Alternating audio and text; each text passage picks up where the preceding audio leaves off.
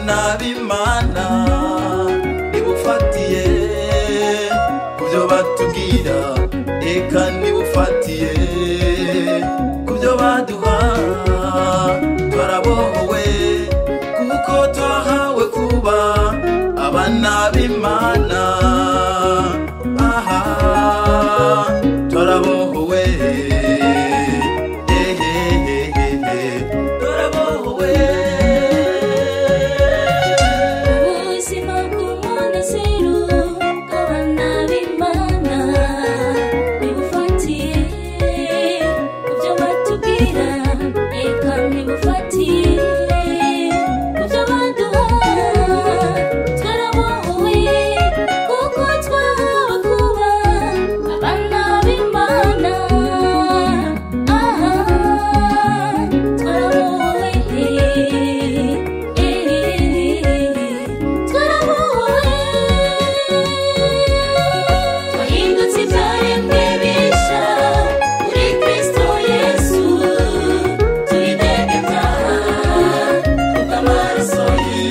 Ubu nta rubanza dufise, tunitwa abaragwa ubwami bw'Imana, ubwami bw'Imana, ubwami bw'Imana, ubwami bw'Imana.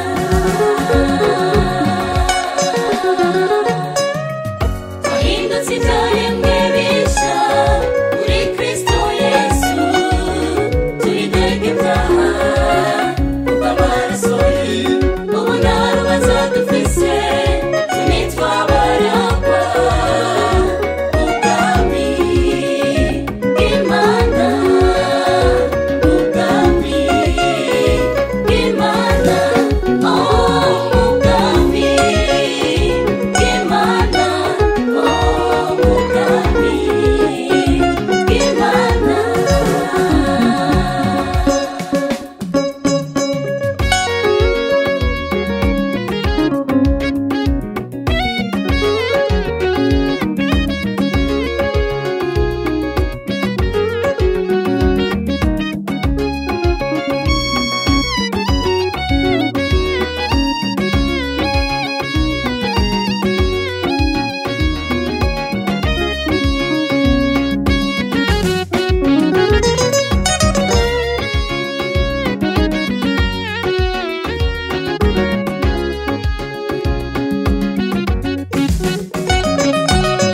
Twahindutse ibyaremwe bishya muri Kristo Yesu, tubidege byaha kubw'amaraso ye.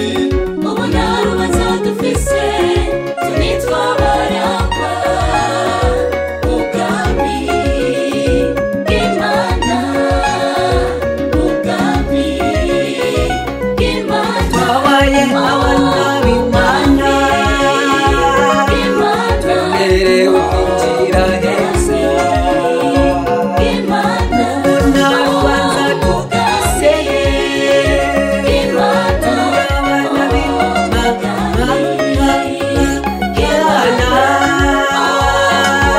Twese turabana b'Imana. Tuzibera mu tuganza. Twahindutse ibyaremwe bishya muri Kristo Yesu, tubidege byaha kubw'amaraso ye. Ubu nta rubanza dufise, tunitwa abaragwa ubwami bw'Imana, ubwami bw'Imana. Twabaye